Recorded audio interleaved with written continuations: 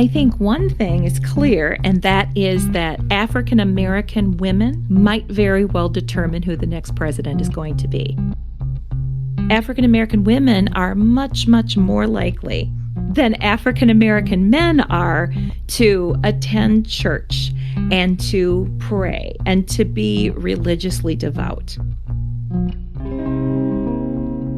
Welcome to Religion Unmuted, where we explore what religion sounds like with women's voices turned up. I'm your host, Elaine Howard Eklund, a sociologist and director of the Religion and Public Life program at Rice University. And today I'm going to be talking about religion, gender, and politics with my guest, Laura Olson, who is a professor of political science at Clemson University. Laura, welcome. We're so glad you're with us. Thank you, Elaine. Let me just jump right in. In these times, what feeling is rising to the surface for you around politics? So we have three issues, three enormous concerns: the unprecedented nature of the Trump presidency and COVID-19 and the uprising of Black and brown people and their allies to say enough is enough around police brutality, around racism in general.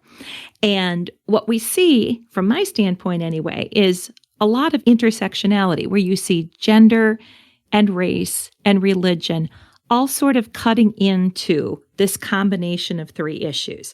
And gender matters in this context, probably mostly insofar as women are really being in many ways taxed even more than they typically are as a result of COVID, whether that has to do with children being out of school, whether that has to do with underemployment or income instability, whether that has to do with what women of color are struggling with around George Floyd and around the battle for equality. And we also, of course, if we're talking about the Trump presidency, see an ever-widening gender gap in partisanship, in approval of the president, and in projected vote choice in November. I hate to ask you this question, which I'm sure everyone else is, but as a political scientist, what are you thinking about this upcoming election? I mean, this is the kind of election that we've just never seen before in terms of the form that it's going to take, right? With people being quarantined as a result of COVID, us wanting people to get out and vote. Will they have access to vote? Issues are on the table surrounding healthcare and racism and inequality more broadly in society. I could go on. And just what are some thoughts you have about this upcoming election? The first thought that comes to mind in this entire context around the election, and leaving the who's going to win piece aside, the biggest thing that comes to my mind is typically we think in this country, we have since the time of the founding of the republic thought, you know what? Federalism is a really great thing, right? Allowing states to have control in such a big country, especially allowing states to have control over as much public policy as they can, as is reasonable, helps public policy be fitted, in a sense, into local cultures. You see, there's all sorts of reasons why federalism is something to celebrate. That said, under our current circumstances, federalism, in my opinion, is doing more harm than it is good. And that's not necessarily intentional, right? It just is. It's just sort of we have federalism, and as a result, we end up with situations, two of which I'm about to mention, that become a lot less solvable, a lot less sort of tractable as a result of having 50 different states doing 50 different things. Yeah. And the two obvious ways in which we see that right now are COVID policies.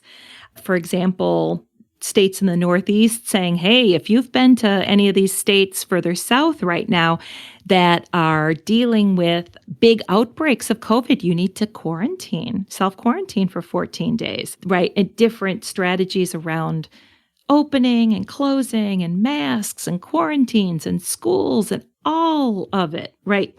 In a circumstance like COVID, you can solve the problem a lot quicker if you have clear, decisive leadership from the national government, rather than as hard as the state governments are all trying, and they are, right? It ends up being piecemeal, and it ends up being highly variable. And the same thing goes for voting. Because voting is controlled by states, and because there's no way on God's green earth that that's going to change between now and November, you have all these different states with all these different systems of voting and rules about voting and attitudes about voting, and Democratic governor, Democratic legislature versus Republican governor, Republican legislature. And then you insert into that President Trump's rhetoric around mail-in voting. There are going to be these enormous logistical challenges involved in no matter what kind of system a given state uses. You're also one of the most prolific political scientists on religion and politics, and maybe reflect with our listeners for a minute on how religion is coming up here. I know what I read as headlines in places like the New York Times or Wall Street Journal or other major sources, but what, as an academic who studies these issues, how are you thinking about it? So religion matters, and it matters all the time in American politics, and it mattered even before the emergence of the religious right right before the Reagan administration.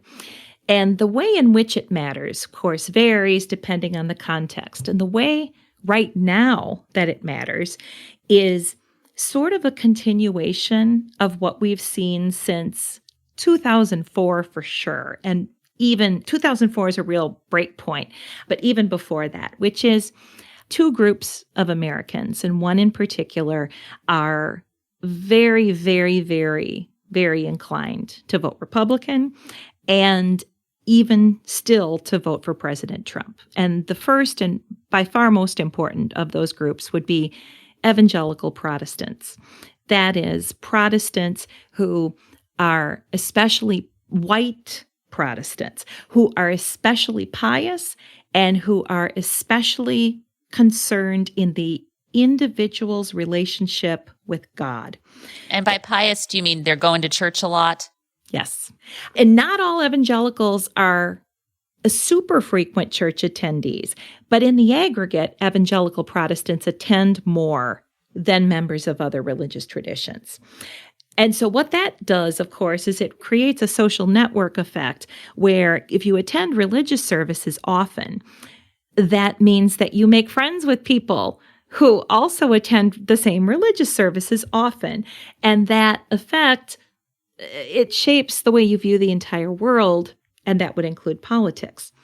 And so then that leads me to the second group of Americans who are also very, very important in this context on the Republican side, and that would be frequent Christians who are frequent worship attenders in other traditions, like Mormons who frequently attend, like mainline Protestants, not all of whom attend, but the slice of that tradition who do attend tend to be quite a bit more Republican, and above all, traditional Catholics. So knowing that someone is Catholic in the U.S. context tells you nothing just by itself about their politics. If, however, we know that the Catholic person in question is A, white, and B, a very frequent Mass attendee, then you can probably start to conclude that they're inclined toward Republicanism. So religiously speaking, President Trump needs white evangelical Protestants and frequent white Christian worship attendees to turn out for him. And so that explains a lot of the way in which he's been trying to appeal to people of faith, even when it's clunky. Right. That's the strategy there. Like, I've got to speak to my own people so that they will continue to turn out for me. On the other side, we have in this country this enormously important development, which is fewer and fewer and fewer Americans are religious. Fewer and fewer Americans are affiliating, fewer are attending, and that's especially true among younger people. And those folks tend to be very much more progressive and much more affiliated with the Democratic Party, but it's much more about progressivism than about party ID.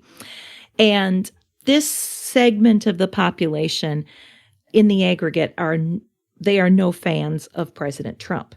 And so Biden needs to sort of walk this very fine line, as Democratic politicians in general do, between reaching out to people who are not, let's use the colloquial old school term, churched, right? People who are not engaged in religion at all. He's got to reach out to them.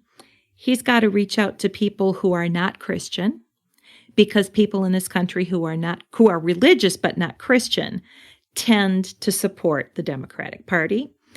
And it'd be very useful for him also to reach out to Catholics who are Latinx people and to African American Protestants who tend to be very religious, right? Very pious in terms of attendance, in terms of prayer, in terms of devotion, etc. So it's a tough situation to figure out.